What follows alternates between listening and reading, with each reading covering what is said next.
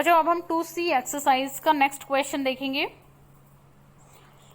पिछले वाले क्वेश्चन में इन्होंने पूछा था कि क्या जोड़ा जाए कि संख्या पूर्ण वर्ग बन जाए। यहाँ पर इन्होंने बोला है कि क्या घटाया जाए कि संख्या पूर्ण वर्ग बन जाए। इसका मतलब यह संख्या भी पूर्ण वर्ग संख्या नहीं है, ठीक है, क्योंकि इन्होंने पूछा है कि क्या घटाएं कि ये तब पूर्ण वर्ग बनेगी। तो देखते हैं कि क्या घटाएं। तो इसको भी भाग विधि से हमने करना करा शुरू। भाग विधि से करेंगे तो राइट हैंड से बनाए हमने पेयर, ठीक है। जैसे बनाते हैं तो 65 इसका पहला पेयर बना राइट हैंड से और 82 दूसरा पेयर और बचा 1, ठीक है। अब 1 बचा हुआ है तो हम देखेंगे क्योंकि पेयर वाइज चलते हैं, है ना, पेयर बाय पेयर। तो 1 है क्योंकि फर्स्ट पेयर, तो यहाँ देखेंगे कि ऐसे क्या लिखा जाए, किसकी किससे गुणा करी जाए कि 1 है। तो 1 1 जा 1 तो सिंपल है। तो यहाँ पर हमने 1 लिखा, यहाँ भी हमने 1 लिखा और यहाँ भी हमने 1 लिखा, 3 जगह लिखते हैं। इन दोनों को जोड़ते हैं तो जोड़ने के बाद हमने यहाँ पर लिख दिया 2, ठीक है। और 1 फिर जो 1 1 जा 1 वो यहाँ पर लिखा, जैसे भाग के सवाल में होता है वैसे।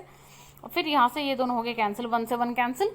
अब हमने नेक्स्ट पेयर में उतरता है ना क्वेश्चन नीचे की तरफ, तो 82 यहाँ पर है तो नीचे जो लिखा जाएगा वो होगा 82, यानी कि अगला पेयर हमने नीचे लिखा 82। अब हमारे पास यहाँ पर है 2, ठीक है। अब बात आती है कि 2 के पास में ऐसा क्या लिखा जाए कि 82 आए या उससे कुछ कम आए। तो हमने 2 के पास में लिखा, क्योंकि हमें चाहिए 82 तो 1 लिखा तो 21 आएगा, ठीक है।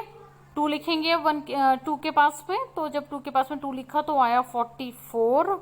और अब हम 2 के पास में लिखेंगे 3, जब हमने 2 के पास में 3 लिखा तो आया 69, है ना। अब हम लिखेंगे 2 के पास में 4, जब हमने 2 के पास में 4 लिखा तो आया 96। 96 बहुत ज्यादा है, हमें चाहिए था 82 या उससे कुछ कम, तो हमने 2 के पास में 3 लिख दिया।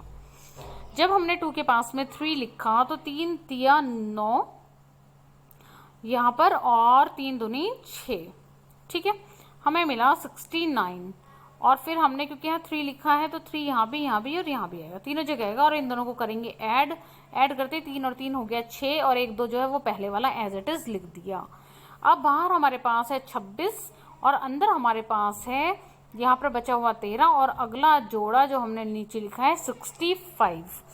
अब बात आती है कि 26 के पास में ऐसा क्या लिखा जाए कि 1365 या फिर इससे कुछ कम आए। तो हमने क्वेश्चन को मतलब करते गए मल्टीप्लाई, बहुत सारे नंबर्स 1 से स्टार्ट करेंगे और तब तक करेंगे जब तक वो नंबर या फिर उससे कुछ कम वाला नंबर, कोशिश करेंगे वो नंबर आ जाए। तो हमने 1 2 3 4 ये रफ का काम है, आपको खुद करके देखना है। करके देखा तो हमने देखा कि जब हमने 5 से मल्टीप्लाई करी तो 5 से मल्टीप्लाई करने के बाद यहाँ पर हमें मिला 1325, ठीक है। 26 कैसे करते हैं मल्टीप्लाई, पिछले क्वेश्चंस में भी हम देखते आए हैं। 5 5 जा 25 की 5, 2 5 6 जा 30 और 2 32, 3 और 5 2 जा 10 और 3 13, 1325 आया है। और इसकी ज्यादा यानी कि 6 लिखने पर आएगा बहुत ही ज्यादा, तो हम 6 नहीं लिखेंगे, है ना। 26 के पास में 6 हम नहीं लिखेंगे। 1325 आया तो यहाँ बचा 40। अच्छा बच्चों, अगर यहाँ पर 1325 है और अगर यहाँ भी 1325 होता तो सवाल कंप्लीट हो जाता ना यहीं पर ही, ठीक है। क्या ये एक्स्ट्रा है यहाँ पर 40 एक्स्ट्रा है ना। अगर 40 यहाँ पर नहीं बचता था, यहाँ पर ही 1325 होता तो 40 यहाँ पर नहीं मिलता हमें, यानी इसका मतलब क्या है, इसका मतलब ये है कि यहाँ पर जो 18,265 है इसमें 40 जो है वो एक्स्ट्रा है।